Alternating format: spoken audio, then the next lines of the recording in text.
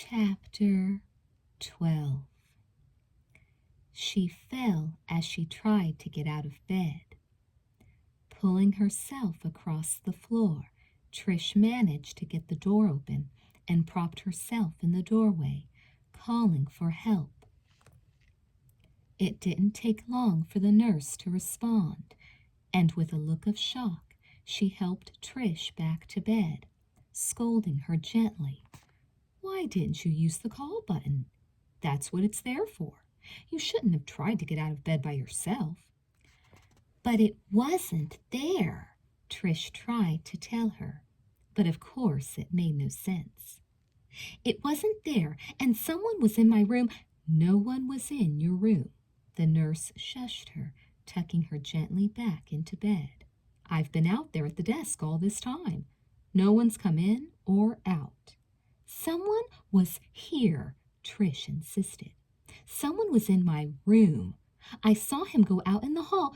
"Okay," the nurse said agreeably, handing Trish a glass of water, coaxing her to take a small sip. "Okay, if you say so.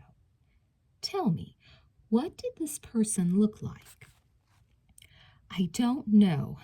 Trish shook her head miserably. "He was just a tall sort of shadow." "Did he talk to you?" "Yes." "And what did he sound like?" "I don't know. He was whispering, but it was awful." "Shh, it's all right now. You're safe here. Sometimes these medications can make us have the strangest dreams. Things can seem very real, but they're only nightmares. Look, I'll stay here with you for a while until you get back to sleep. Would that be okay?" Trish nodded, hating herself for being such a baby. She wished her mother would come home and take care of her. She wished she'd never even heard of them all. She wished she'd never tried to run down that stupid escalator. She wished... What's happening? Everything was all jumbled up in her mind, a mass of fears and uncertainties and pain. She wanted to close her eyes and wake up in the morning to find out that everything in these last few days was only a bad dream. The next thing she knew, she was waking up. Sunlight was streaming through the curtains, and the room was bright and calm. Rubbing the sleep from her eyes, she groaned as her body rebelled in a surge of pain. She'd probably be hurting for weeks. She must have bruised every inch of herself when she fell. As she groaned and tried to turn over, the door opened and Nita's smiling face peeked through. "Nita? What are you doing here?" "Making sure you're still among the living," her friend teased, closing the door softly behind her. "They wouldn't let me in to see you yesterday, and I don't think I'm really supposed to be visiting now, but I had to see you. What are you trying to do? Scare us all out of our minds?" "You don't know scared, Nita," Trish wanted to say, but she managed a wan smile instead. "I guess there just wasn't enough excitement in my life." She tried to shrug, but caught her breath in pain. "You know what a show-off I am." "Right." Nita gave her a cautious hug. "You look awful. You have black eyes." "Both of them?" Trish groaned. "How am I going to face people at school?" "You're not going to school. At least not today, anyway." Nita drew back and regarded Trish with a critical eye. "Well, I take it back. They're only a little black. Anyway, Mom's coming by this morning to spring you, if the doctor says you can leave. I think you should take advantage of all this and stay in bed, and let Mom wait on you for at least a month." "That's so sweet of your mom," Trish sighed. "I can't think of any place I'd rather stay. Did you get my stuff at work?" "Yes, and really, I don't blame you one bit for not wanting to go back. I was talking to one of the girls you work with, but I am going back," Trish said suddenly, and Nita stared at her. What? I said I am going back. I decided not to quit after all. Nita looked doubtful. After what happened with Bethany? But I thought about it too. Trish avoided Nita's eyes and concentrated on smoothing the covers. And I just decided that I shouldn't let her run me off like that. I didn't do anything wrong, so if she wants to get rid of me, she'll have to fire me. She glanced up at Nita's surprised face and saw her friend break into a smile. I'm proud of you, Trish. That's the spirit. And I bet any one of those people who work there will back you up. They all hate her, you know. Trish looked back at her, feeling ashamed. Quit thinking I'm so brave, Nita. If you only knew why I was really doing this. Imogene's going to spread the word at school, Nita went on. I'm sure you can make up the work once they find out what happened to you. I think Imogene said she's going to tell them it's a miracle you're still alive, which isn't too far from the truth by the looks of you. She reached down and put her hand gently to Trish's forehead. The workmen were drunk. They'd been drinking on their break, and when they got back, they just started working on the escalator and turned it on without even bothering to look up. They swore they never saw you. I thought you'd like to know. So, in other words, I don't have some crazy psycho killer after me? Is that what you mean? Trish forced a laugh, and Nita shook her head, chuckling. Well, here comes that nurse to run me out. Good luck, kid. I'll see you later. Thanks, Nita. Trish tried to wave, but only succeeded in groaning. Trish was relieved when Mrs. Hanson came to pick her up. The thought of staying in the hospital one more night terrified her. She'd always loved Nita's and Imogene's mom, a real stay-at-home mom, and it helped ease the pain of her own mother being far away. Mrs. Hanson tucked her into the extra bed in Nita's room and then bustled about making her a special breakfast on a tray, insisting that Trish stay in bed and rest, at least for today. Trish was glad her friends weren't around. She was exhausted and worried and needed time to try and sort things out. The only thing she was really sure about was that her frightening stranger, Ethan, meant business. She believed him when he said he'd know if she told anyone anything. She couldn't take that chance. Sick at heart, Trish spent the rest of the day tossing in and out of restless sleep, trying to think what to do. What could she do? Going to the police was out of the question. Warning her friends was equally as dangerous. The idea of some disguised stranger following her around the mall, alternately whispering endearments and warnings.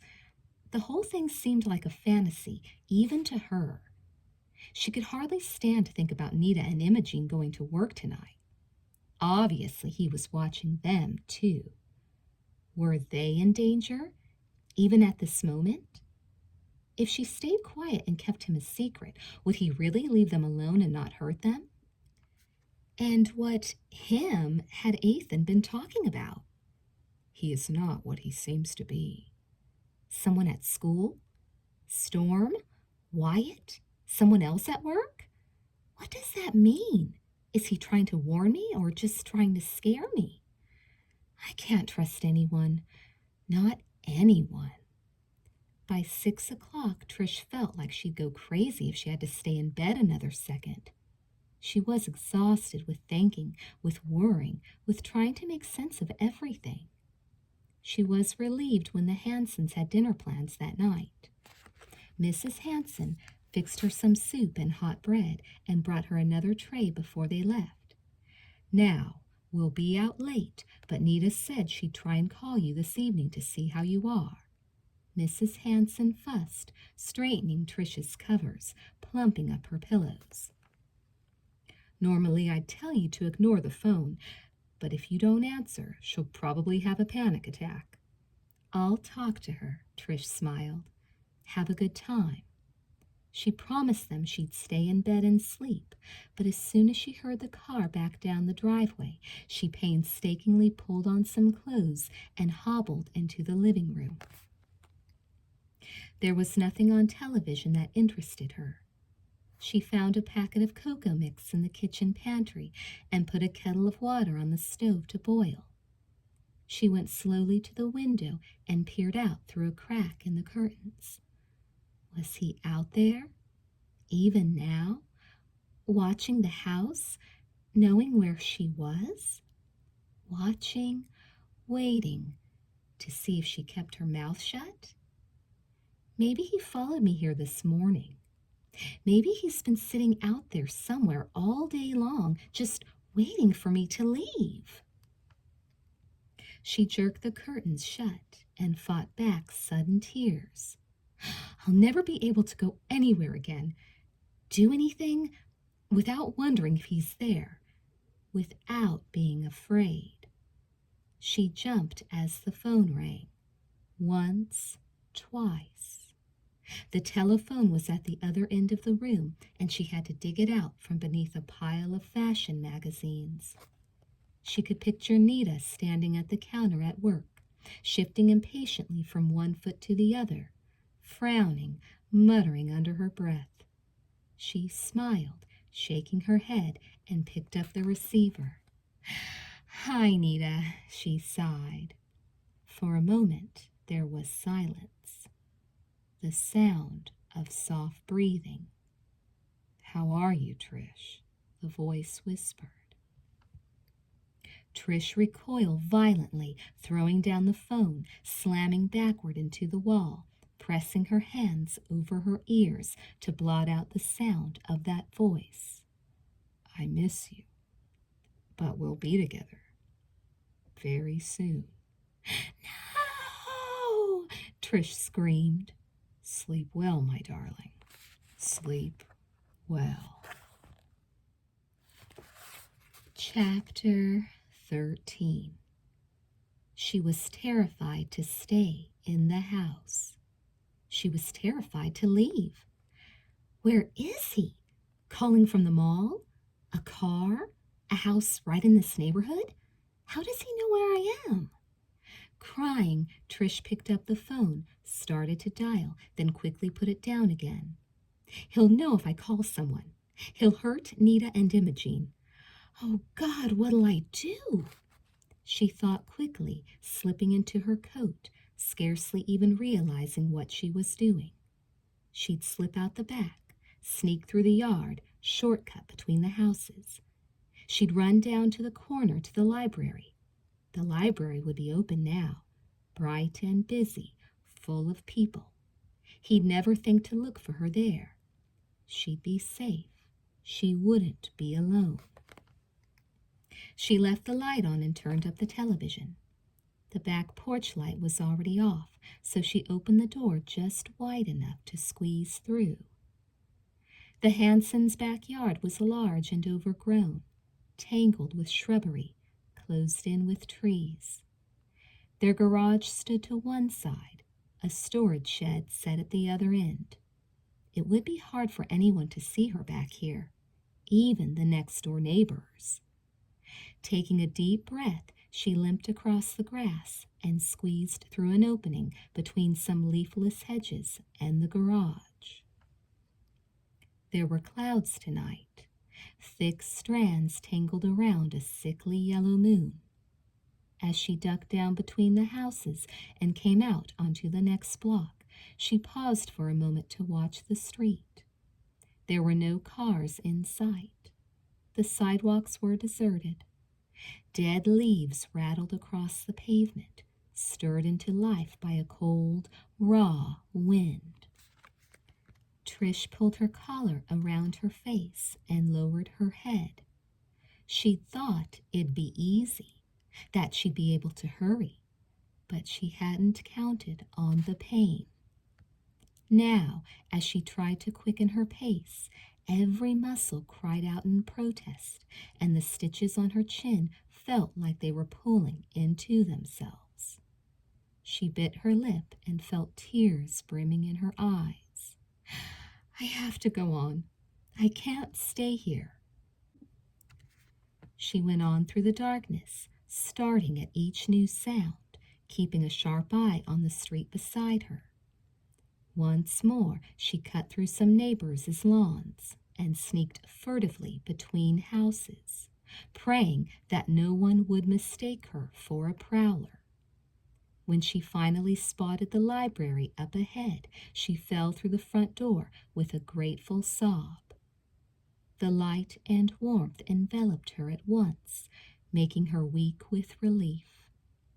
She stood for a moment surveying the huge front room, the desks and shelves, the people quietly strolling back and forth, their noses buried in books.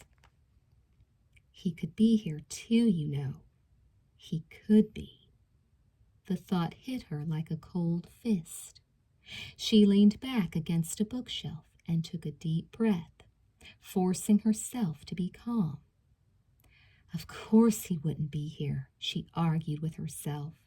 She'd been so careful.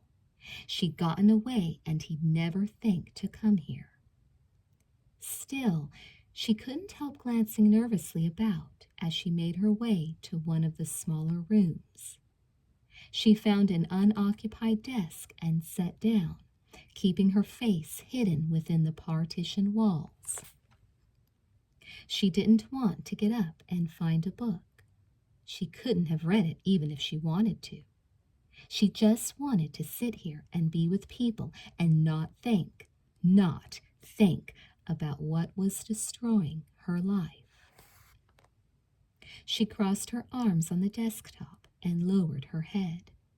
She closed her eyes and moaned softly. She heard the footsteps coming slowly, very near to her. She heard them stop, right beside her chair. As Trish's eyes flew open, a scream rose in her throat, then locked there, nearly choking her. "Well, hi," Storm Reynolds said. "Are you following me?" All Trish could do was stare. Storm looked down at her and smiled, and then, when she didn't answer, he squatted down on his heels and leaned toward her face. "I said, are you following me?" he whispered. What are you doing here?"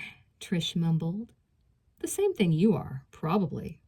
Trying to keep warm." Trish kept staring. Her mind felt numb. She couldn't think of anything to say. "He is not what he seems to be." "Are you studying?" She stared down at his empty hands. "You don't have any books with you." "Excuse me," he said, deadpan. "I thought this was a public library. I didn't know you owned it." I'm just surprised to see you, that's all." "Yeah, same here. I've been worried about you," Storm said seriously. "I heard what happened at the mall." His eyes moved slowly over her face. "I guess it wasn't an exaggeration." "I fell," Trish said stupidly. He gave a slow nod. "How are you feeling?" She shrugged. She still didn't raise her head. "Should you really be here, do you think? Shouldn't you be home in bed or something? Recuperating?" "Why aren't you at the mall?" Trish asked bluntly, and noticed how he hesitated a moment before he spoke.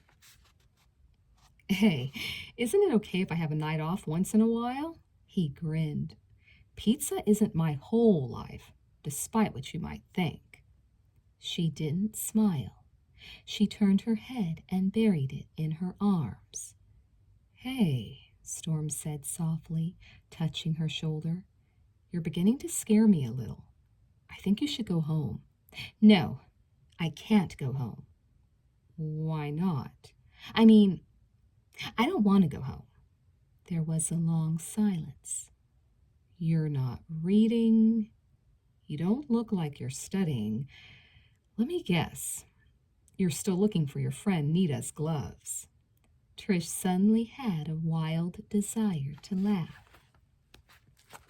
A quick flash suddenly went through her mind, and she saw herself digging through the dumpsters like a frantic bag lady, coming up triumphantly with a green garbage bag in one hand and an ice pick in the other. She heard a strange sound and realized that she really was laughing, only she could feel hot tears streaming down her face. "Come on," Storm said quickly, and his arms were beneath her elbows, lifting her firmly from her chair. "No," Trish cried softly. "No, let me go. I can't." But Storm had a tight hold on her now and was steering her firmly through the library, past the checkout desk, out the front doors. "No!" Trish kept shaking her head, trying to push him away, but he was too strong for her, and she hurt. She hurt so badly all over. "You don't understand. I can't go with you. I don't want to go with you." She felt the night rush past her, and she saw cars and was vaguely aware that they were in a parking lot, and she was being pushed gently into a front seat. "No," she begged. "Please, please." But he was in the car with her now, and the motor was starting, and they were driving away, out onto the street, through the neighborhoods, onto the main road. "Please," Trish sobbed. "I have to go back. I don't want to be with you." "Thanks a lot," Storm said, smiling uncertainly. "It's not that I've never been told that in my lifetime, but never from a girl who hasn't even gone out with me yet." "You don't understand." "Then tell me, Trish." "I can't." She put her hands over her face and tried to choke back her tears. I just can't. You're scaring me. Please let me out." "Let you out? Right here?" "Yes." "If I let you out at all, it'll be at your house, okay?" "No, don't take me home." Trish uncovered her eyes and looked at him miserably. He was staring straight ahead, one hand loosely on the steering wheel, the other draped across the seat behind her. "Hey," he said softly, "it's okay. If you don't want to go home, then you don't have to." She felt frantic, trapped. She thought for one moment about jumping out of the car, but then she realized they'd reached the highway and picked up speed. She gulped down her sobs and stared at him. "Are you kidnapping me?" To her surprise, he chuckled softly, giving her a sidelong glance. "Well, don't think I haven't thought about it, but I'm too young to spend the rest of my life in prison." Tired and frustrated, Trish let her head fall back against the seat. She felt his hand drop lightly to her shoulder and settle there. "You seem to have a pretty big thing against going home right now, and you sure look like you could use a good friend," he said softly. Trish stared at the windshield, at the thick black sky, at the full autumn moon. "I feel like I could be a good friend," Storm said. "If you were a good friend, you'd have left me in the library," Trish said wearily. "Well, okay." He shrugged good-naturedly. "I guess you do have enough friends at that." "What do you mean?" "You and your girlfriends, the tight trio." Trish felt an uneasy shiver go through her. "How do you know about my friends?" she whispered. "What do you mean, how do I know?" Storm looked surprised. "You three are always together." He reached for the dashboard, turned on the defroster. "You're lucky. I never had two close friends like that. Not even one close friend." Trish turned her head and looked at him. He stopped for a red light, and his face seemed to grow thoughtful. "My folks moved a lot when I was growing up. There was never time to make any real friends, any real attachments. And when I did, well," he shrugged, giving a light laugh, "it always hurt too much to have to leave them. So I just stopped with the commitments." "Why did you always have to leave?" Trish couldn't help asking. "My dad was in the military. My mom, for a split second, his face darkened. Mom died when I was 8. I'm sorry, Trish murmured. Me too. His smile was forced, sad. She was beautiful. I missed her a lot. Again, that strange, dark look. I still do. He moved his foot from the brake to the accelerator. The car shot forward, and Trish reached unconsciously for the door handle. It'd be nice to have a place you'd never have to leave, Storm went on, and Trish thought he sounded almost wistful. A place where you'd feel... His voice dwindled, and he shot her a startled look. Wow, listen to me. Trish gazed at him for a long moment, but said nothing. I don't usually go on like this about myself. Storm looked a little embarrassed, and Trish shook her head. It's okay. You hungry? You feel like something to eat? She shook her head again. For a long time, neither of them said anything. Then finally, Storm spoke up. It's kind of a funny thing, how news travels so fast around the mall. You'd be surprised at what everyone hears and knows. Again, Trish felt a strange uneasiness go through her. She glanced at him quickly, then out her window. That escalator you fell down, it was out of order. Storm kept his eyes straight ahead. His hand lay still upon her shoulder. It was an accident, Trish mumbled. It was stupid of me to get on it. The thing is, Storm went on, still not looking at her, I can't figure out why you tried to go on it in the first place. You strike me as being a sensible sort of girl. You must have been in an awful hurry for some reason.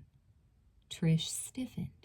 She lifted one hand slowly and rubbed at the fogged-up glass. It was my fault. I fell, that's all. You must have noticed the sign. She nodded. I told you it was a stupid thing to do. I just wasn't thinking. Or maybe you didn't notice the sign. Maybe something upset you or scared you. His eyes shifted, lingering on her face. You should be more careful. People who aren't careful just end up getting hurt. Trish wrapped her arms around herself and shivered. Cold? Storm asked. I had a fight with my manager, Trish said quickly. I was pretty upset yesterday about that. He nodded. Yeah, I know. I saw the whole thing. You did? His glance was smooth and swift. Sure. I was busy in the back. Takeout orders. Anyway, his eyes went to the windshield. She's probably not going to be around much longer. Trish looked at him sharply. Why do you say that? Nobody likes her. She bullies people, and she can't manage worth a damn. The only reason she's been at the mall as long as this is because her old man owns half the stores there. He doesn't know what to do with her either. She's totally incompetent. How do you know that? I told you, he said quietly. News travels. He coaxed the gas pedal to the floor, and the car flew around a wide curve.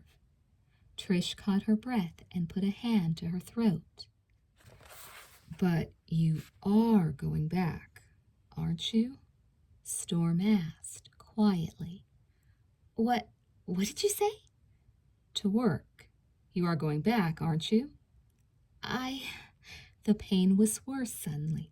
In her face, her head, throbbing. Aren't you? The car went faster. She felt like she couldn't breathe. Yes, she exclaimed. Yes, I'm going back. Good, he said. The car slowed, sailed, coasted like a gentle wave down the next hill. That's good, Storm said again. God, I love this car.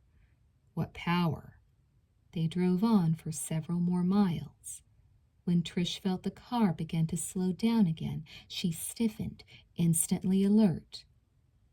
"What are you doing?" "I want to show you something." "What?" Her voice rose, and he glanced over at her in dismay. "Take it easy. You're going to like this." "I want to go home. Please, I don't feel good. This will make you feel good," he said quietly. She could see his face in the half-light. He was smiling. "Trust me," he murmured, and turned the car off onto a side road.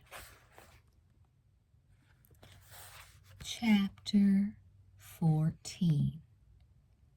Almost immediately, the trees closed in, pressing against the sides of the car, bowing over the roof and shutting out the sky.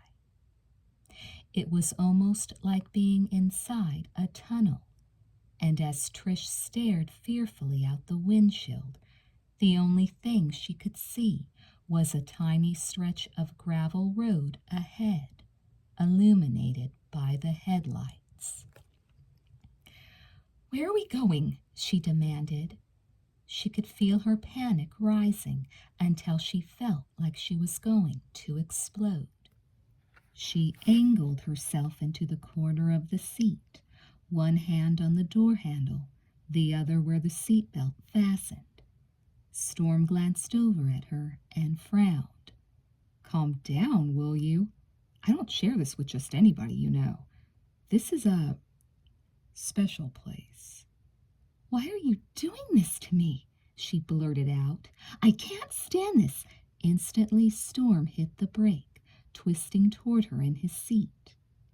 In one movement, Trish had the seatbelt off and the door open, and without even thinking what she was doing, she tried to run.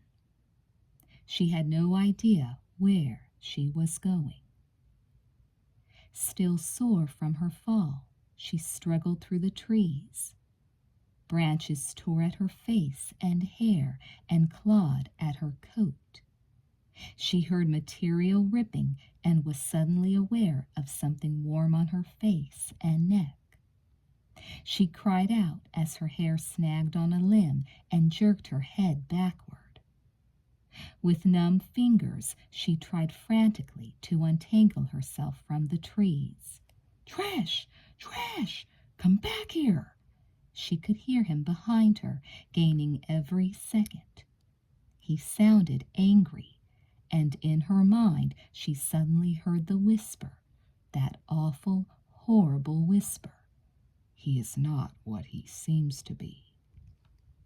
"Trish!" Storm shouted. "Where the hell are you?" She gave a final tug and tore her hair free, then staggered off again through the woods. She was numb with cold. Everything felt like it was in slow motion. Her legs sank nearly knee-deep in drifts of dead leaves, and her arms flailed uselessly, trying to keep her balance. Without warning, she slipped into a hole she hadn't seen and pitched forward onto the ground. He was on top of her in an instant. Shrieking, Trish struck out, clawing at his face, grabbing for his hair.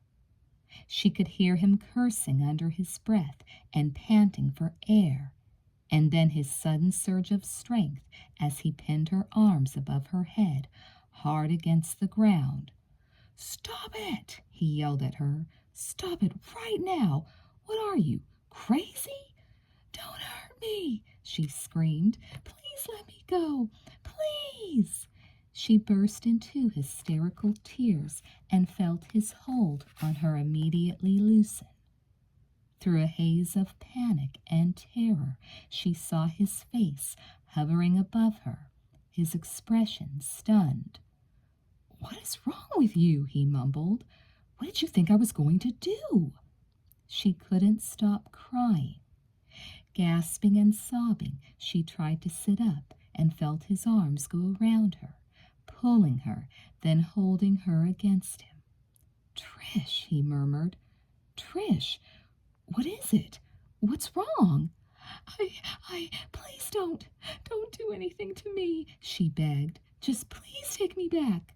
The silence went on and on. She could feel the roughness of his jacket against her cheek, could smell the soft mustiness of old flannel. When Storm spoke at last, his voice sounded shocked and hurt. Do something to you? Why would you ever think a thing like that? I would never hurt you, Trish. Do you hear me? How could I ever hurt you? What kind of a guy do you think I am anyway? She looked at him then, afraid and confused, not knowing what to think, what to believe. His face looked stony, peering down at her in dismay, his lips pressed tightly together, his eyes suspicious. It was all she could do to keep from screaming again and trying to run, but another part of her wanted to stay here tight against him and believe that nothing horrible or terrifying had ever happened. You can tell me, he said at last, and she could feel her head shaking from side to side, mechanically. There's nothing to tell. No? I think there must be. No, she shook her head again. No, there really isn't. I'm just upset. No, Storm faked surprise, his face finally relaxing into a grin. He reached into his pocket and withdrew a handkerchief, holding it to her nose. Go ahead, blow. Trish did so, then pulled back a little, avoiding his eyes. Everything's just been kind of messed up lately. Storm gave a non-committal nod. But it's nothing you can talk about. She shook her head. She didn't know what to do, what to say. So how good a friend does a guy have to be before you'll trust him with your life? Storm asked quietly, and Trish's head jerked up. Why did you say that? She demanded. Why did you say my life? Whoa! Storm drew back, chuckling, holding her at arm's length. Down, girl, down. I'm sorry if I picked the wrong cliche. If it makes you that defensive, I won't ask you anything about your life, okay? Trish shook her head miserably. I'm just so tired. Okay, we've established the fact that I didn't bring you into the woods to... He cleared his throat suggestively. Take advantage of you. His glance was mischievous.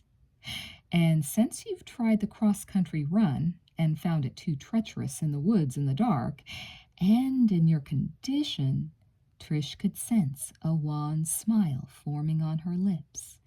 Yet somehow she didn't feel anything.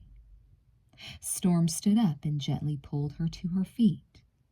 Now, if you have no further objections, could I please show you what I brought you here to show you? Trish felt herself nodding. She didn't seem to have any control anymore over her feet, over her mind. This way, Storm said gently. He put his arm around her shoulder and gently guided her back to the car. He helped her inside and closed the door, then slid in again beside her. They drove for another 10 minutes, Trish staring dully out the window. It didn't matter that she couldn't see into the night. Nothing seemed to be registering much anyway. She was vaguely conscious when the car stopped again and Storm coaxed her out. And then there was the sensation of dead leaves underfoot and the feathery brush of evergreens across her face as she moved through the darkness. Where are we going? It was starting again, that dangerous spark of panic deep inside her. But before she could break free and try to run, Storm stopped abruptly and turned her a little toward the left. There, he said softly. Right over there. Trish looked. Through a break in the trees, she could see a small round clearing, and in the very center, the indistinct outline of what might once have been a cabin, now only leaning walls half standing in a shallow puddle of moonlight. "What is it?" she murmured, and he laughed softly. "Use your imagination. It's a house. Well, it used to be a house." "Who does it belong to?" "Now? Ghosts." He smiled at her. "Come on." She allowed him to take her hand. Slowly he led her out into the clearing until they were standing alongside what was left of a sagging wooden porch. "I found this one day when I was out exploring," he explained, his voice almost reverent. "I do that, you know. Go out driving and then look for special things no one else has discovered yet." He shrugged. "Of course, I know it's only a matter of time before other people show up here when I do. But till then..." He took her hand again and urged her forward, but Trish balked. "Is it safe?" "Sure. Just don't step on the cracks." She smiled then. She followed him up onto the wooden platform and in through the open frame of the doorway. There were only 3 walls left.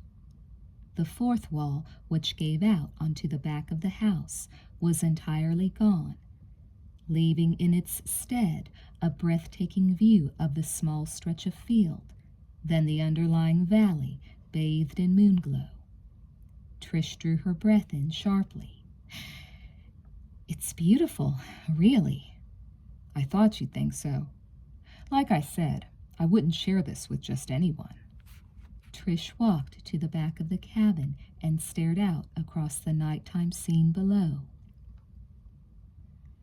"Wouldn't it be wonderful to have a house just like this?" "I think so," Storm agreed. "What's your house like?" "Oh, you know." She shrugged evasively. "Just a house." "Where do you live?" She started to answer, then closed her mouth again. She ran one hand over the rough logs of the wall and said casually, "Where do you live?" "Me?" The question seemed to have caught him off guard. He took a moment to think. "Across town." "Where across town?" "The, Southbrook area." "You live with your parents?" "I have an apartment." "Which apartments? Where?" Again there was a long silence. He started to speak, cleared his throat, then tried again. "You know, those new ones over there." "Oh," Trish nodded. "The Southbrook apartments. Yes, I know them." "But this place is so much better," he said quickly. "That's why I love to come here. Sometimes I even pretend it's mine. In good shape, that is." "I wonder who this place belonged to. Do you know?" "Well..." Storm walked a few steps, folded his arms, and leaned gingerly back against a wooden post. "I asked around one time. Seems there's a story that goes with the place. Or at least that's what folks around here want you to believe." "I'd like to hear it." "It belonged to a woman.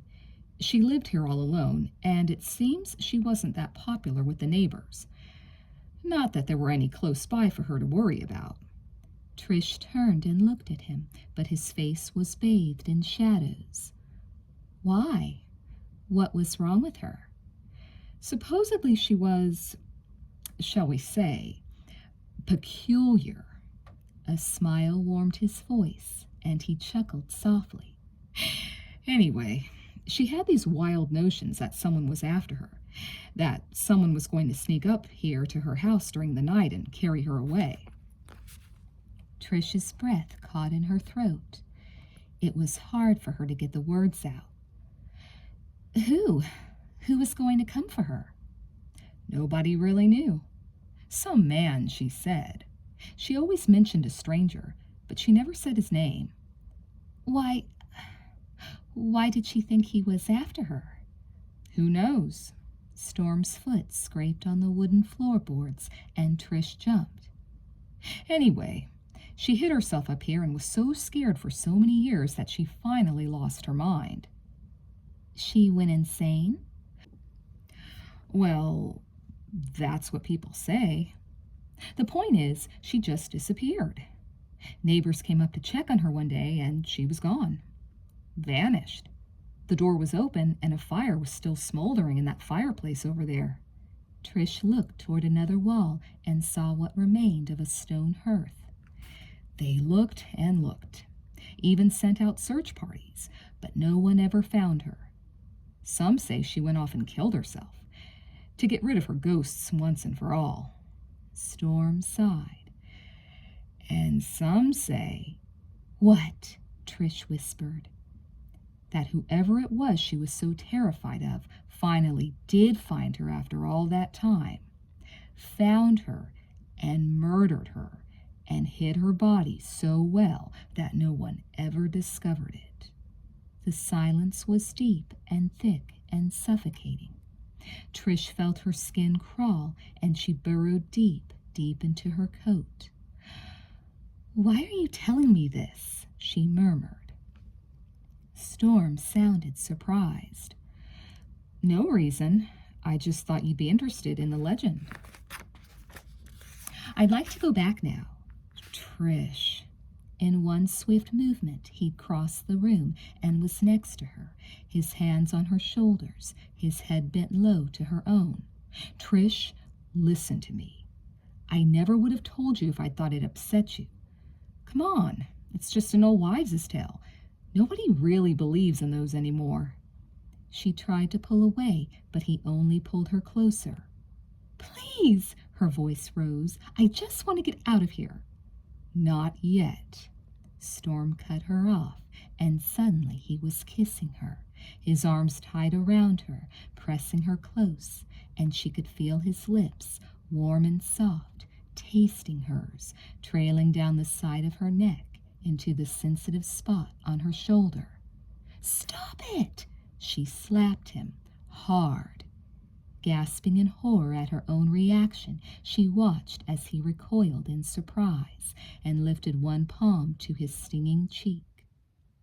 For the briefest moment, she thought a look of pure rage darkened his eyes. Then, just as quickly, it was gone, leaving his face shocked and slightly bewildered. "Take me back," she whispered. He stepped away, his mouth set in a tight line.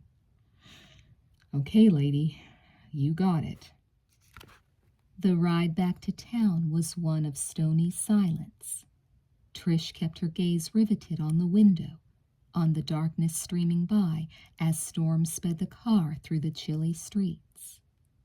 As he suddenly turned onto her own street, she faced him in surprise. "Where are we going?" "I thought you wanted to go back." "How did you know I live on this street?" He sped up again. It was several seconds before he spoke. "I didn't know this was your street. I was just taking another way to the library." She was glad when she finally spotted the huge building up ahead. Without another word, she jumped out and slammed the door, then raced inside, hovering in the entryway until she was sure his car had faded from view down the street. "I didn't tell him where I lived, did I? Was he really just taking another route to the library?" Steeling herself against the cold, she went out on the street again and took her same shortcuts, ducking through yards and between houses.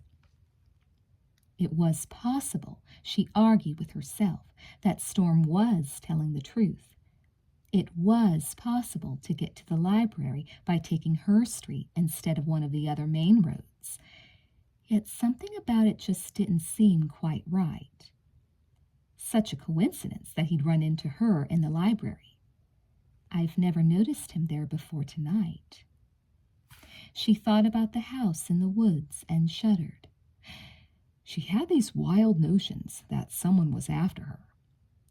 Relieved to reach Nita's block at last, She sneaked into the backyard and up to the porch, letting herself into the kitchen. The house was warm and bright, and with one glance at the clock, she knew someone would be home with her soon. She peeled off her coat and went upstairs to the bedroom. The room was dark. The only light that came in was from the hallway, and Nita's lamp was off between the beds.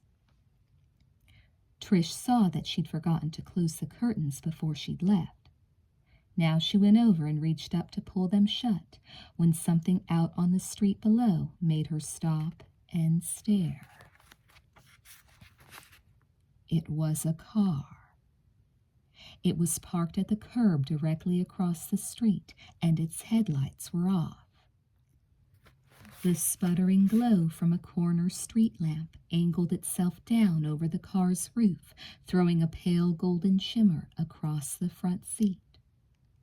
And as Trish stood there in the darkness, she could see someone moving. Gasping, she drew back behind the curtains and watched as a shadow shifted itself behind the steering wheel and then coaxed the engine to life. Just for the briefest moment, she'd caught a glimpse of that face as it turned quickly into the light, then disappeared back into the shadows. Just for a second, she'd seen him, and she knew she'd seen him before. It was Wyatt. Chapter 15. She didn't turn on the light. She pressed back against the wall and shut her eyes and tried to think what to do. What's he doing out there? Why's he watching this house? She couldn't believe it. It had to be a mistake. I couldn't really see that clearly. There were shadows, so many shadows. It could have been nothing. The car could have been empty, just a trick of the light, or some neighbor, somebody visiting some neighbor, a stranger. She always mentioned a stranger, but she never said his name. Trish drew her breath in slowly, held it, let it out. She had to look out that window again. She had to convince herself that she hadn't really seen what she thought she'd seen. She stood at the very edge of the window. The open curtains hid her this way, and she moved one of them and peeked through. The car was gone. "Trish!" a voice shouted. "Trish, where are you?" "Oh, God, Nita!" Trish breathed, then nearly jumped out of her skin as the light snapped on behind her. "What are you doing standing here in the dark?" Nita regarded her as if she'd gone temporarily insane. "I wanted to call you, but we were so busy I never had a chance. Aren't Mom and Dad home yet? How do you feel?" Trish nodded and sat down on the edge of Nita's bed. "I'm better. No, they said they'd be late." "How come you're dressed? I thought you were supposed to stay in bed." Trish shrugged. "I don't know. Look at you. Were you in another accident or something?" As Nita came closer and stared at her in disbelief, it suddenly dawned on Trish how she must look after her flight through the woods, after her fight with Storm. She shook her head and tried to think of something to say, but Nita rushed on. "You have all these scratches on your face, and your hair, and there's dried blood on your neck. And look at your bandage. Don't tell me you pulled out the stitches." "The stitches are fine," Trish assured her, though she put up her hand gingerly just to make sure. Don't tell your mom, okay? She's been so worried about me. I just had to get out for a while and get some fresh air. So I went down the block, and this dog started chasing me. And so I cut through some of the neighbors' yards, and I fell into the bushes." "Oh, poor Trish," Nita groaned, taking Trish into her arms and hugging her tightly. "Have you ever had a week so awful as the one you're having now?" Trish shook her head and said nothing, and Nita immediately pushed her toward the hallway. Go in the bathroom and clean up. Then get that nightgown on and climb in bed. I'll bring you some cocoa and some of that chocolate cake Mom made yesterday. And then I want you to go right to sleep and, yes, Mother.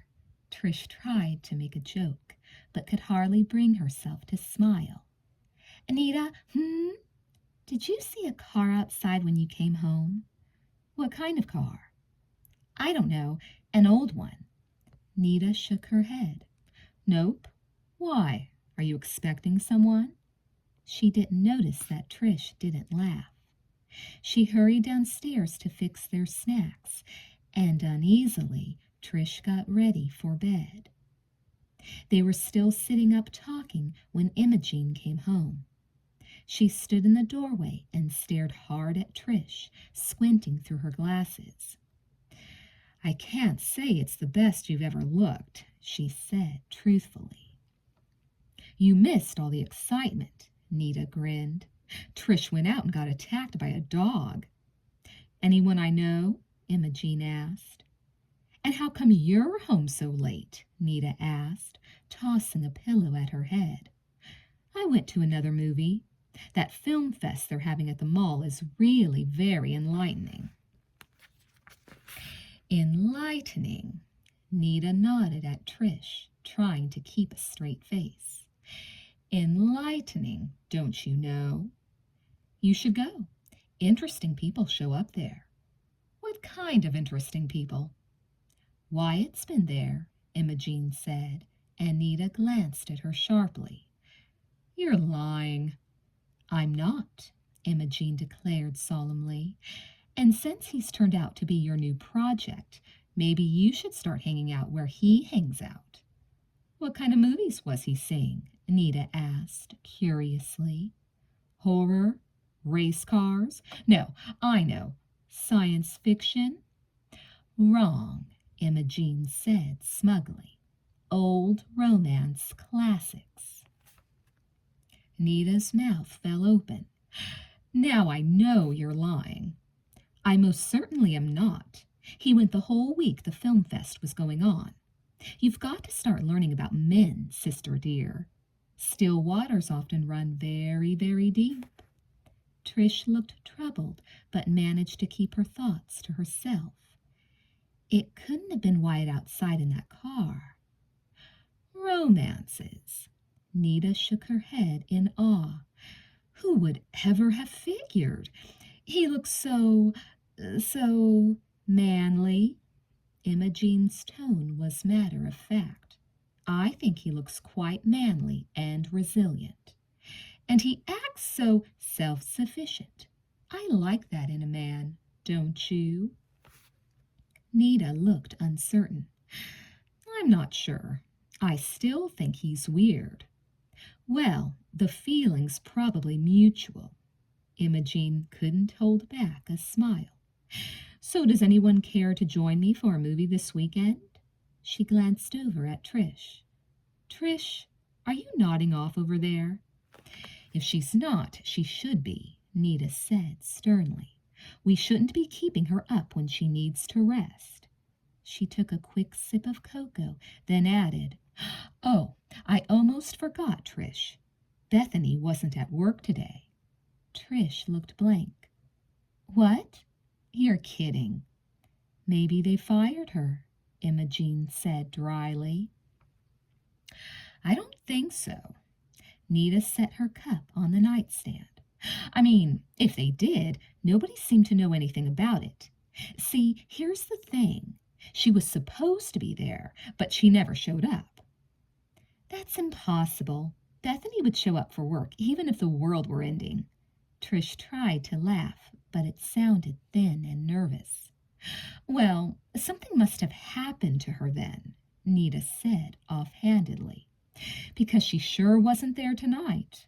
Some of the kids in the eatery were asking about you, and they said they hoped she never came back. I swear, nobody likes that girl. They should just get rid of her.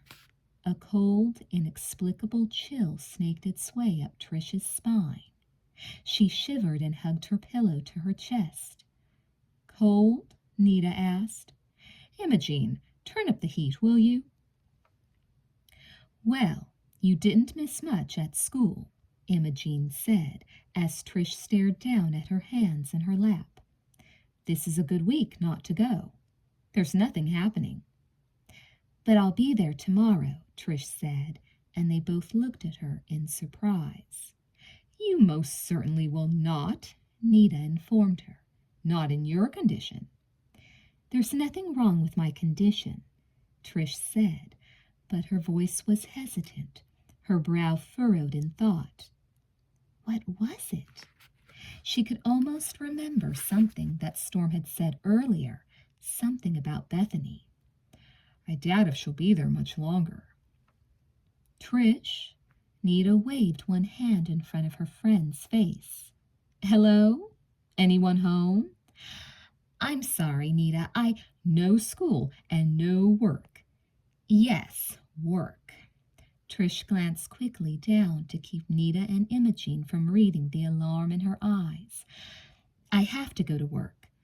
I have to show up at the mall. You don't have any idea how much I have to show up at the mall. Why put yourself through all that? Nita groaned. It would have been okay today, 'cause Bethany wasn't there. But what if she's back tomorrow? And what was it? Something else. That night in the stockroom. The guard had been talking. She's not nice to you. She makes you unhappy. You can't go, Nita said again. I'm going, Trish told her. You're brain dead, Imogene said bluntly. Good night. Trish, Nita began, but Trish scooted down under the covers and flipped off the lamp. I have to go to work tomorrow, Nita. It's very important. What's more important than your health? Your health, Trish wanted to tell her.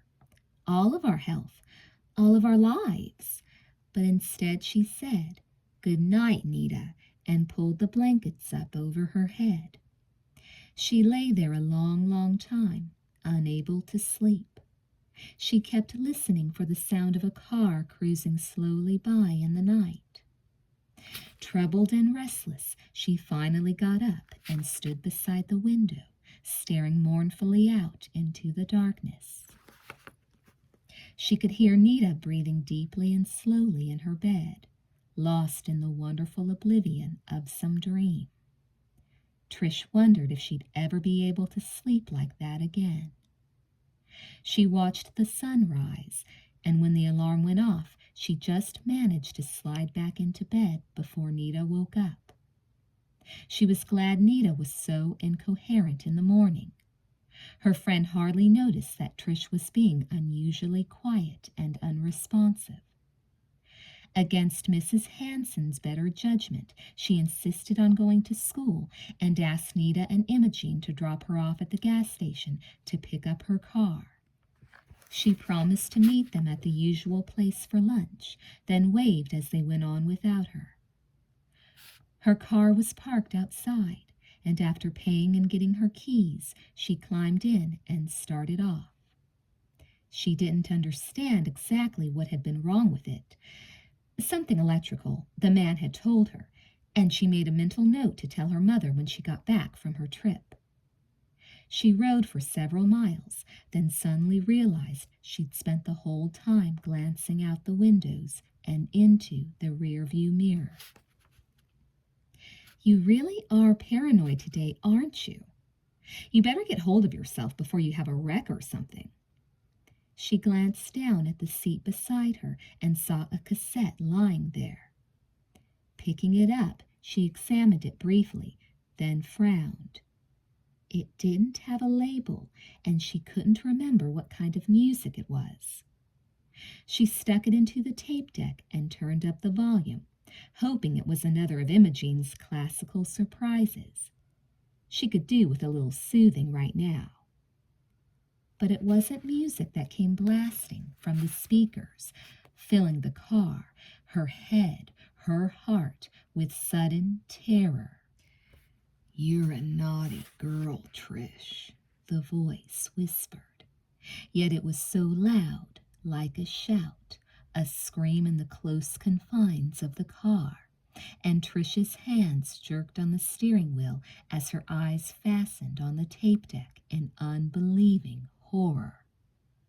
"Naughty girl," the voice went on, and he was angry with her. She could hear it. She could feel it, as if he were here with her right now, able to see her helplessness and her fear. "I told you not to talk to anyone. I told you not to tell anyone." "But I didn't," she screamed, even though she was alone, even though she knew he couldn't really hear her. Could he? "I didn't tell anyone. I didn't." "You can't have anyone else, Trish. Do you understand? Only me. Only me." The voice was hard now, cold and hard and dangerous, and Trish saw the red glow of a stoplight as she drove right through it, saw a woman's shocked face as she barely missed hitting her car. "Stop it!" she shrieked. "Stop it! Why are you doing this?" "Only me, Trish." And he was mumbling now, rambling, as if his thoughts had gone suddenly out of control. "No one else. Do you hear me? No one else. There can't be. I tried to tell you that before. I tried to make you see. No one ever." He paused then, as if trying to get himself under control. When at last he spoke, his voice was honey sweet. "Well, I did try to warn you, didn't I? But you wouldn't listen. So now I have to show you how serious I am." "No, no." "You'd better be at the mall today, Trish. Do you hear me? You'd better be there at the mall." "But why? Why?" "I'm the one you belong to. Do you understand? I'm the one who loves you. We're destined, you and I. We're meant to be together, Trish, and no one else can have you." She felt a jolt as her car ran up onto the curb. She slammed on the brake and put her hands over her face, shaking uncontrollably, hunching down in the seat, knowing that no matter where she was, where she ran, she couldn't hide from him. "You're mine, Trish," he whispered lovingly, "and tonight we'll finally be together forever." Chapter 16. She thought she was losing her mind. For several minutes, Trish just sat there in her car, rocking back and forth, her arms wrapped tightly around herself. What am I going to do? I have to tell someone. I have to, but I can't. He'll find out. He'll hurt my friends. What did he mean he's going to show me how serious he is? What's he going to do now? She was scarcely even aware when she turned the car back onto the street, when she picked up speed, when she turned in the direction away from school and sped across town. Southbrook. That's where he said he lived, didn't he? The apartments in Southbrook. Storm. She didn't know why she was thinking of him now. Last night she couldn't wait to get away from him. And yet she never felt so desperate. She never felt so utterly alone. And in her panic, all she could think about was getting away. Far, far away where that horrible voice would never find her. She would go to Storm's apartment, but she wouldn't go in. She wouldn't even knock on his door. She'd just sit outside in the car for a while, just until she calmed down, and then just knowing that someone else was there nearby. inside the building would make her feel better. Why am I doing this? I don't know why I'm doing this. She wasn't thinking straight. She wasn't sure what she was doing anymore. As she screeched to a halt outside the Southbrook apartment building, she jumped out of the car and ran through the front entrance, stopping at the mailboxes in the hall, frantically scanning the names posted above them. There were 6 names there. None of them was Storm's. Bewildered, Trish went over them again, slowly, one by one. She sagged back against the wall and forced herself to take a deep, steadying breath. Why did I come here anyway? Ethan probably knows I came here. He's probably outside watching me right now, following me wherever I go. And now Storm's in danger too, and it's all my fault. She couldn't believe she'd been so stupid, so careless. She started to cry, then stopped herself at once, hurrying back outside, getting in her car. She didn't know where to go, where to run. School was out of the question. She'd be worthless there. And she couldn't go home. Ethan knew where she lived. She didn't want to go to the mall, but she knew she'd have to go back sometime. And maybe if she went now, it would appease him somehow. Appease him for her making a stupid mistake and coming here to Storm's, and then he would leave everyone alone. She was sure she was being followed. More than once she took a sudden turnoff and cut through a little traveled side street, and she could swear that a car was tailing her, far behind her in the distance. She wondered if her car was bugged. She wondered if someone was hiding in her trunk. She even pulled off the road once to look, then squatted down to check underneath the car, in case Ethan had managed somehow to hide himself up between the wheels. I'm totally losing it. She drove to the mall. She parked her car in the employee lot and walked through the main entrance and went straight to the eatery. None of the stores were open yet, but the food stands were already beginning their preparations for the day. Trish recognized a few of the people working the day shift, but Bethany wasn't among them. She checked out Pizza Park, but Storm didn't seem to be working. She was surprised to see Wyatt cleaning off tables, and for a few minutes she just stood and stared at him. He must have sensed someone watching him. It wasn't long before he looked up and met her eyes straight on. Trish steeled herself and walked over. "Hi," she said. He gave a nod and grunted. "I didn't know you worked the day shift." "Sometimes," he shrugged. "I'm filling in for a buddy of mine." "You know, it's kind of funny," Trish went on, plunging right in. "Last night I thought I saw you." Wyatt scratched the side of his head. "Where was I?"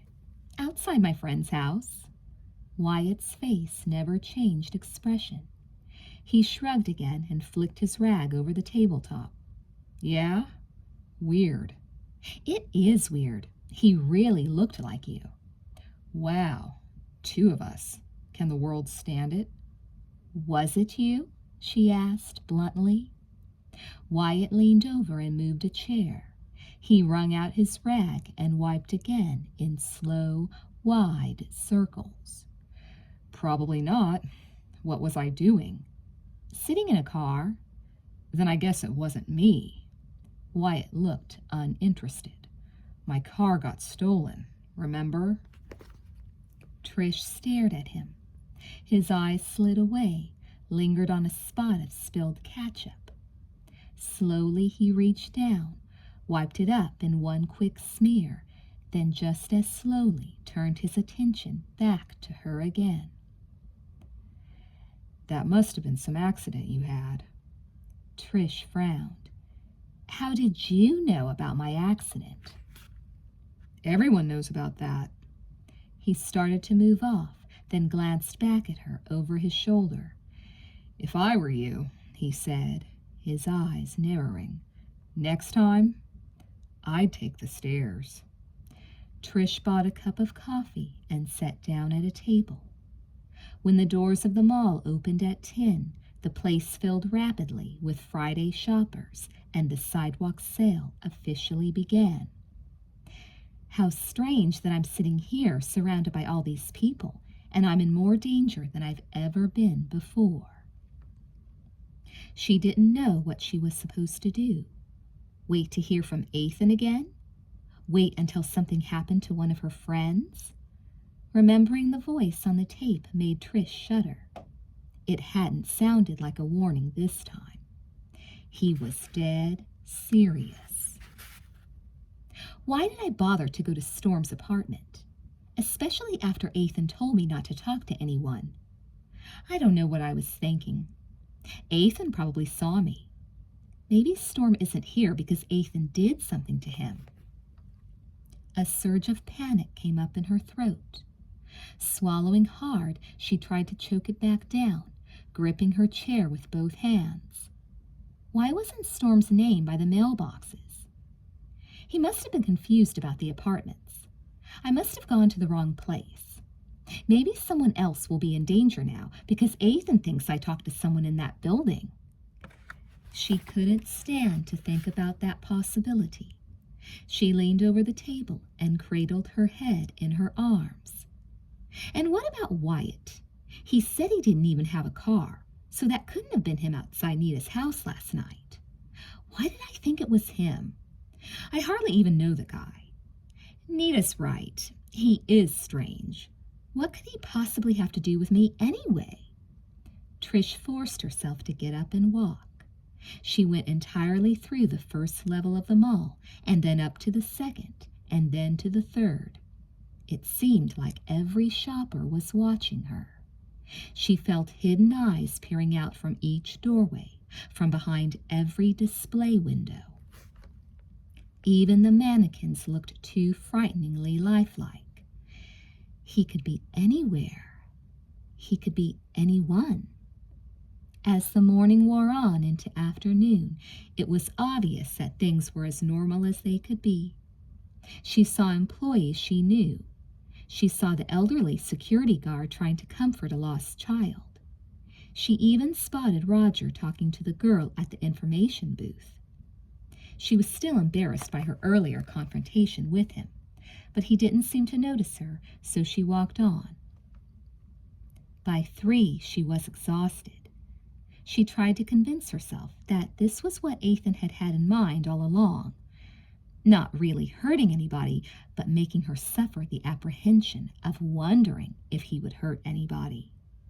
She knew Nita and Emma Jean would get there soon, and she spent the rest of the time trying to concoct a believable story as to why she hadn't gone to school this morning after all. She didn't want to face them right now. She just wanted to be left alone. She went back to Muffin Mania and slipped into her apron and began doing some work in back. But Bethany still hadn't showed up. There was no doubt that the other kids who worked there were delighted at their manager's absence. Trish couldn't remember when the atmosphere had been as fun and relaxed since she'd started her job. She wasn't surprised when Nita came by before going upstairs. She made up some story about going back to her own house and resting that morning, and the lie seemed to satisfy Nita. "But you still look terrible," Nita scolded her. "Promise me you'll stay over tonight and really get some rest." Yes, I promise. Oh, and here's your flashlight. I keep forgetting to give it back to you." "I thought you'd want to keep it. You handled it so well when Wyatt tried to attack us in the parking lot." "Very funny. I don't know why you bother with it anyway. The light's so bad." "Well," Trish shrugged, "it's better than nothing, I guess." "And speaking of Wyatt, I've decided to revise my attack plan. I'm going to be so irresistible to him that he'll be eating right out of my hand. Maybe you should settle for him washing his jacket. You're right. He is quirky. I like that. And slippery, Trish wanted to say. Like you never quite know if you should believe him or not. They promised to have dinner together, and Trish breathed a sigh of relief when her friend went upstairs to work. The eatery was exceptionally busy that afternoon, and as the hours wore on into evening, Trish was relieved to have her hands full with no time to think of other things. Once she glanced up from making change and thought she saw Storm over in the pizza stand. But when she looked up again, he wasn't there. She looked briefly around the snack area for Wyatt, but he seemed to have disappeared. The endlessly long line of hungry customers was just beginning to wind down when one of the other workers called Trish into the back. "You got a phone call," the girl said, looking slightly puzzled as Trish reached over to pick up the receiver. "No, I mean they already hung up." Nita, Trish thought instantly. Nita was probably going to be late for her dinner break and didn't want Trish to wait for her. What did they want? "Well," the girl frowned. "She said she was a friend of yours, but I could hardly hear her. She sounded like she had a terrible cold." Trish stared at the phone, not saying anything. "I told her you were right here, but she just hung up before I could get you," the girl complained. "That's okay," Trish mumbled. "Did she say her name? Do you remember? Was it Nita?" The girl thought a moment, then shook her head. "No, it didn't sound like Nita. It sounded like Emily? Emmeline?" "Imogene," Trish whispered. "Oh, no. Imogene?" The girl sounded it out loud. "Well, maybe. Like I said, what else did she say?" The girl shrugged, looking a little ashamed. "Something about, I don't know, a matter of life and death? I mean, I tried to call you, but where is she?" Trish broke in, but the girl was going on, trying to explain. "And there might have been more, but I couldn't make out everything she was saying. She sounded so hoarse, she could hardly whisper. Her voice was real deep and low, and life and death," Trish echoed. She was rigid now, stiff and staring and clenching her fists and trying not to fall apart right here in the hot, stuffy little room.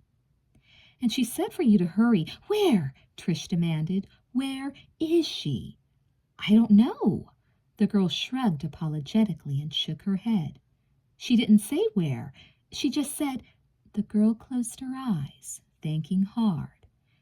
"She just said, tell her to come now, before it's too late." Chapter 17. Trish didn't stop to explain. With a strangled cry, she shoved the girl aside and took off for the bookstore. Imogene! Not Imogene! There were people everywhere. Extra tables of special bargains had been set up outside every store, slowing pedestrian traffic to a near standstill. And as Trish tried to shove her way through the crowds, it was all she could do to keep from knocking shoppers to the ground. As she spied the bookstore up ahead, she craned her neck, hoping to catch sight of Imogene. But there were too many bodies crushed together, too many lines, and she couldn't see a thing. She broke through the bottleneck of people at last and squeezed her way up to one of the counters, ignoring the angry looks from the other people in line. "Imogene," she said breathlessly. "Imogene Hanson." "I'll be glad to wait on you when I finish with these other customers first," the salesman said icily. Trish leaned forward over the counter and grabbed his arm. "No, you don't understand. It's an emergency. I need to see Imogene." Rolling his eyes, the clerk nodded and excused himself, working his way to the rear of the store. He opened the door of the office and poked his head in, and after a brief conversation with someone inside, he turned and shook his head at Trish. Imogene's not here. Well, where is she? How should I know? He said grumpily. Maybe she went on break. This is really important. Don't you have any way of... Look, I have to finish with these people out here, or we're gonna have a riot on our hands. He frowned at her and stalked back to the front. Trish stood there helplessly, not knowing what to do. Her first instinct was to go get Nita, but she didn't want to panic her friend. She looked desperately around the crowded store until she spotted another salesgirl shelving books on the far wall. Excuse me, Trish ran up to her. I've got to find Imogene Hanson. Do you know where she is? The girl nodded and wiped a weary hand across her brow. Can you believe this mess? Thank goodness I've got the rest of the weekend off. Imogene, Trish prompted her. It's important. She's not here, the girl said. She had to leave the store for a while, but she should be back in, 20 minutes or so. Where'd she go? Trish persisted. I'm a good friend of hers. It's really an emergency. Something about an invoice. The girl shrugged. A mixed-up delivery of some kind. Trish stared at her, her mind reeling. Someone called from the loading dock and asked for Imogene, so I imagine that's where she is. And you talked to this person? She nodded. Yeah, it wasn't the usual guy who always calls us about a mix-up, though. I'd never heard this guy's voice before. Hard to understand. Like maybe he had a cold. How long ago did she leave? Oh, the girl glanced at her watch and then at the clock on the wall. About 10 minutes ago, maybe? She had to go straighten out some problem about a wrong book shipment or something like that. Personally, I don't know what a book delivery is doing coming in here this late in the day, and especially at a crazy time like this. They could at least have waited till morning. Thanks, Trish gasped. Thanks a lot. There was no way she could go to Nita now. No way she could let her know what was happening. Oh, Imogene, please. I hope I'm not too late. Trish made her way to the service elevator, praying that someone else would be going in her direction. The elevator came at once, but she was alone, and reluctantly she pushed the button to go down. What was it about elevators that was so unsettling? She found herself wondering. Especially at night, especially when you were all by yourself. Huddling back in the corner, she counted to herself as the floors went by. Get out here on the basement level, but then I have to take another elevator. She dreaded this part of the journey more than anything else. The scary freight elevator that would take her the rest of the way down. For a moment she stood before it, gathering her courage. Then, swallowing her fear, she moved forward and peeked cautiously into the dim recesses of its interior. Empty. Slipping inside, she pushed the button, grimacing as the old door rattled sideways and shut her in. She tried to concentrate on what she would do once she reached the loading docks, tried not to think about how frightened she was as the elevator began to lurch and sway its way deep into the bowels of the building. The whole car shook as if it were barely holding together. She found herself wondering just how old the cables were that supported it, just how sturdy the shivering walls and floor and ceiling, just how deep the shaft. She felt vulnerable even thinking about it and pressed herself back into the corner as the elevator shook and shimmied around her. She kept seeing Imogene's face, those round, wise eyes behind their glasses, and Trish bit her own lip to keep back tears. Just a few more floors and I'll be there. Just a few more floors and I'll be on solid ground, and Imogene will probably be waiting right outside the elevator, wondering why I came all this way over here to find her. The elevator hit bottom with a dull thud, bouncing a few times as if it couldn't make up its mind to stop. Trish held her breath as the door jerked open and then slid back with a rusty groan. The sound echoed on and on for several seconds, and then there was silence. Trish hurried out, glancing nervously back over her shoulder, going deeper and deeper into the gloomy passageway that wound and twisted toward the warehouse. Was anyone even still working down here tonight? She had no idea what kinds of hours the people at the docks kept. For all she knew, maybe the warehouse was locked up tight for the night. But Imogene probably wouldn't even be thinking about that. Trish worried. She'd have no reason to suspect a thing, because she doesn't know what's going on. No one knows, only me. There wasn't a soul around. As Trish walked faster, the sound of her footsteps echoed eerily off the damp walls, filling the tunnel as if other footsteps were following. Or were those other footsteps real? Trish froze, her heart pounding. The footsteps stopped. She took a cautious step. Another, then another. The only footsteps were her own. She didn't realize she'd been holding her breath until she let it out in a long sigh. She cast another nervous glance around and continued on. Ahead of her, the passageway suddenly curved off to the right. As Trish got near it, she began to slow down, then frowned and stopped. It was silly, she knew, but all at once she didn't want to go around that curve, didn't want to see what was on the other side. Panicking, she backed up a little, her mind in a spin. I have to go on.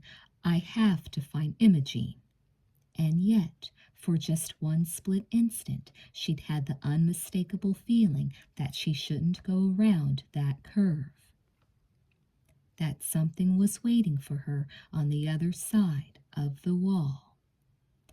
Her blood froze in her veins. She tried to take another step, but her feet were rooted to the floor. The corridor was thick with silence and shadows, yet as her terrified eyes swept slowly in each direction, she sensed somehow that she wasn't alone. Oh, no, no! Something stirred ahead of her. A faint rustling sound, a sliding sound, like a foot dragging across the floor. Her eyes were riveted on the curve of the tunnel. She knew with chilling certainty now that something was hiding there. Coming closer. No, please. The air seemed to darken, shadows shifting and gathering and taking fearful shape into something solid, something human. And suddenly she saw the outline of a face, an arm, reaching, and as his hand groped out into the sickly light, she saw the ice pick, the blood dripping thickly onto the floor. With a scream, Trish whirled and took off for the elevator.